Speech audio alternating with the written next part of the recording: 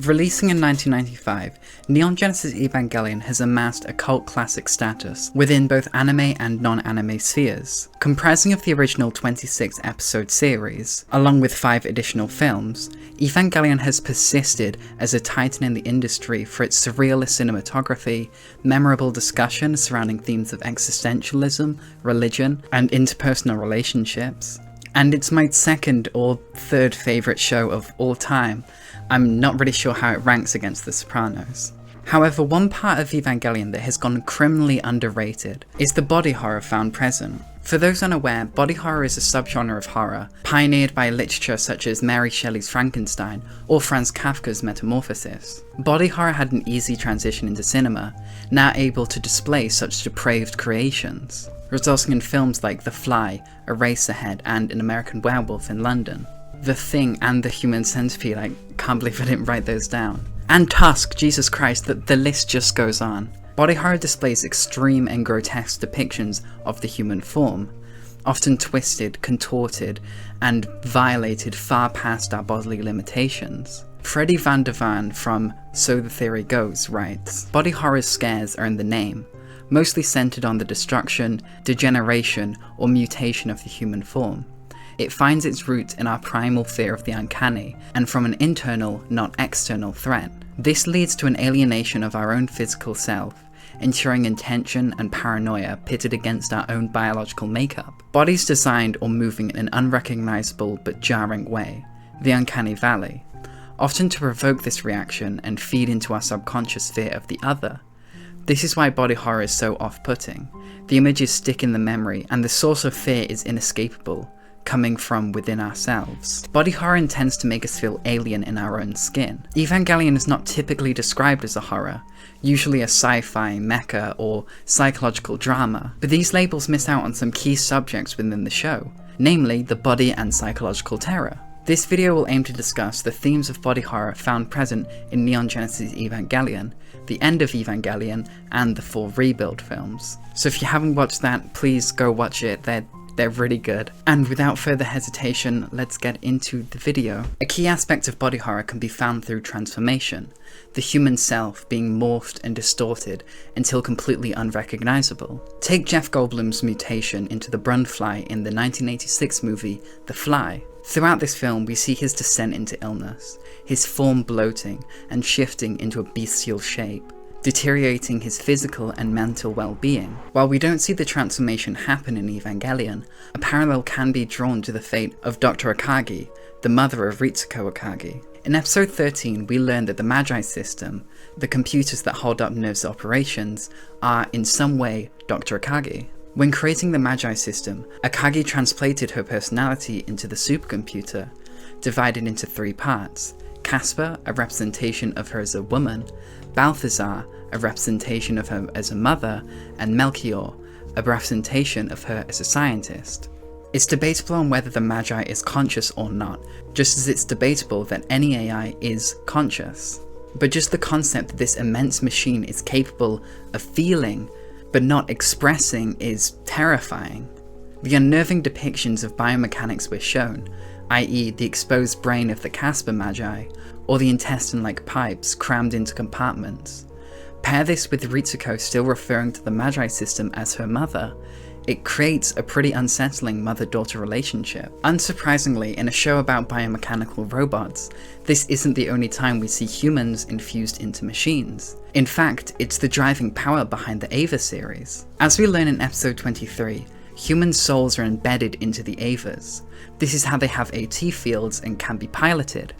But more disturbingly, as we're told in the game Neon Genesis Evangelion 2, the souls used are the souls of the pilot's mothers. Since the Eva units are constructed using extracted DNA from the first angel, Adam, or in Unit 1's case, the second angel, Lilith, the Eva series are more organic than robotic. When you fuse an organic body with a soul, the result will be pretty indistinguishable from a factory-grown human.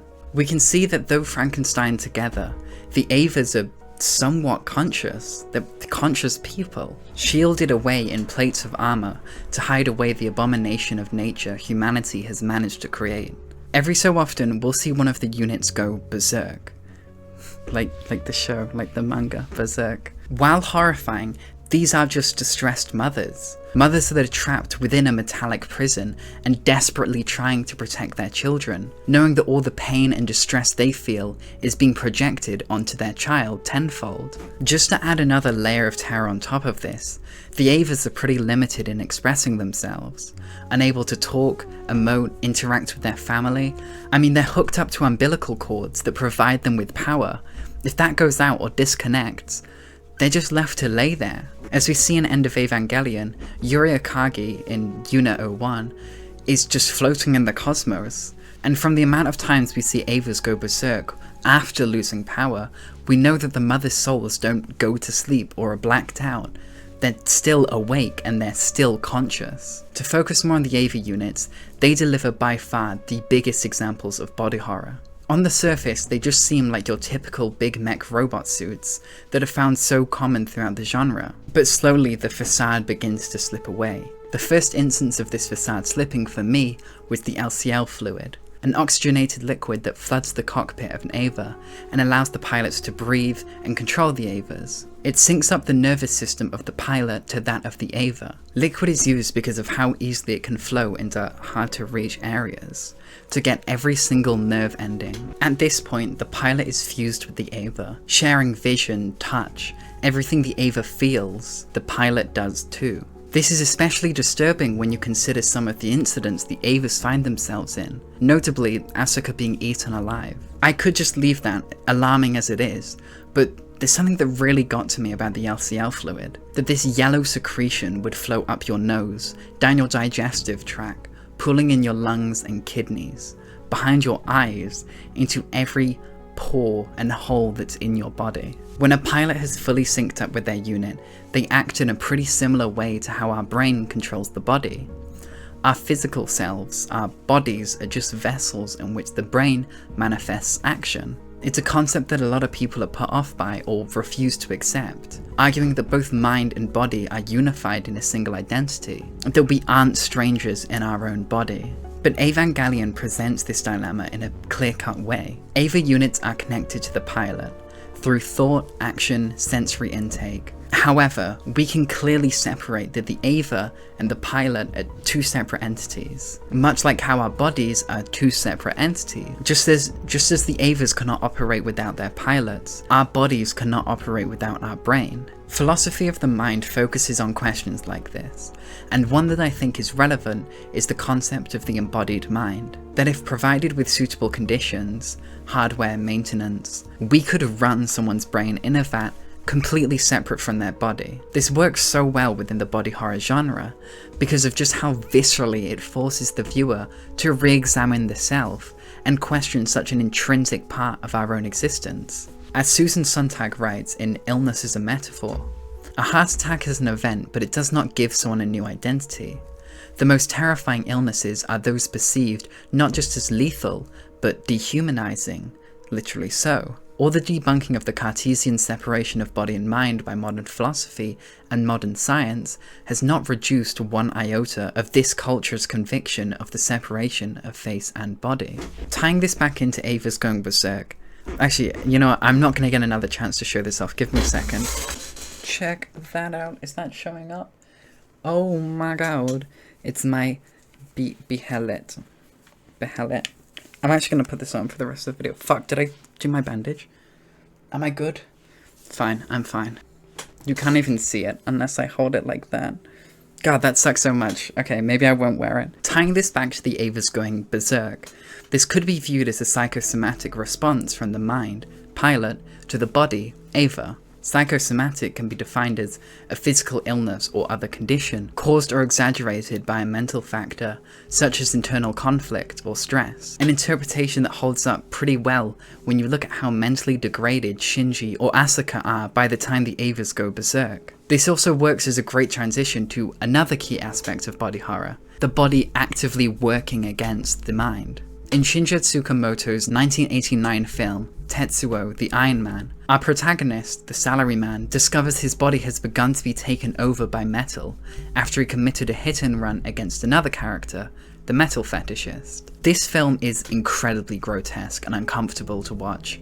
Genuinely, I think the only other film that has elicited such a pure response in me was probably Cannibal Holocaust, and the name speaks for itself. It's called Cannibal Holocaust. I chose this film as the example because of the gut-wrenching performance Tomorrow Taji delivers whilst the transformation takes place. The way he cowers in darkness, hiding away from his girlfriend, crying out for release as more and more of his skin peels off, revealing more and more mechanical parts. This is a perfect depiction of one's own body acting in complete antithesis with the mind. The act of one's body being not just opposed to the mind, but actively working against it, is found throughout Evangelion. When Unit 1 almost kills Toji, while Shinji is screaming for it to stop, or when Unit 0 auto-ejects Rei, leaving her to fall to the ground. The Human Instrumentality Project is another great instance of body horror. However, it differs quite significantly from our previous examples. As explained in the end of Evangelion, the Human Instrumentality Project aims to bring all other human souls together within the egg of Lilith, mixing everyone into a congealed mass. This is done by removing everyone's AT, or attachment fields, to advance humanity to its furthest stage of evolution. The process of artificially advancing the human race is also known as Third Impact. While at first it may not seem exactly like body horror, aside from everyone exploding into LCL fluid, it plays a much bigger part on the mind side of body horror. As we've previously discussed, the separation of body and mind is a prominent theme found throughout Evangelion, but to be forcibly separated and then consumed into the homogeneous Lovecraftian mesh is on a completely different level. Not only do you lose your body, but your identity, your agency, everything about you as an individual is dissolved. It is body horror, but for the mind. And while we're on the topic of End of Evangelion, there are some parts of this film that I need to mention in this video, but I don't have great points to link them together. Asuka's dead mother rotting and covered in maggots, the way the mass-produced Evangelions move, and the way they're kinda chill about having parts of them ripped off, stabbed or bludgeoned, far beyond the limit that would kill any other living organism. The umbilical cable that powers the Avas, especially with the Avas being the pilot's mother, there's a whole nother video essay waiting to be made on femininity and motherhood in Evangelion. I say that like there isn't a somewhat intrinsic link between womanhood and body horror. Rei losing parts of her body and Gendo being able to rummage around in Rei's body, the squelching noise really adds to this. Every scene Lilith is in, especially when she takes her hands out of the nails and they just kind of stick to them. Again, any scene that has the Rei-Lilith mashup, but specifically Rei's third eye opening and then immediately getting stabbed. There's a lot of scarring stuff in that film, and it's also the best installment in the entire franchise. We've discussed instances of body horror in Evangelion, but we're yet to talk about why it's such a prevalent theme in the franchise. At its core, Neon Genesis Evangelion is a show about people, about interpersonal relationships, about how we act with those around us and how that affects us. The angels and the big robot fights are a sideshow for the real story. Shinji coping with the loss of his mother and his estrangement with his father, and how that stems into his issues navigating early teenhood. The social dynamic of a highly traumatized child gives a lot of room for body horror to thrive. Take David Lynch's Eraserhead, and yes, I am talking about David Lynch for 2 videos in a row. If you don't like it, you can get the fuck out. Eraserhead is about the familial structure. The way in which parents, specifically the father, are in some sense merged with their child, even if their child is a weird alien thing. The plot isn't centered around body horror, but points out the underlying body horror in looking after a creation that you and your spouse spawned from the juices of your sexual organs, and now this creature is reliant on your care and will, to some degree, be a reflection of you as a parent and as a person. In the same way, Evangelion presents us with grounded issues, placed in an ungrounded setting. It lets us lower our defenses and our immediate gut reactions, because how could a fun show about robots make me question my identity and my existence? Once it takes you from reality, it can then take off its veil to push its true underlying message to an unsuspecting brain. And due to this, it can show the visceral truth of body horror weaved into our own lives. We are separated from our minds.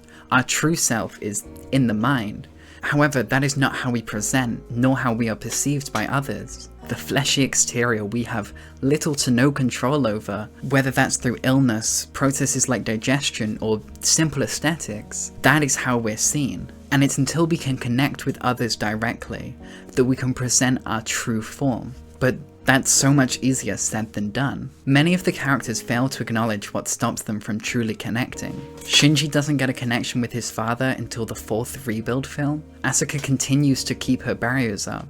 Misato continues to push against those getting close to her, and Rei is estranged as ever.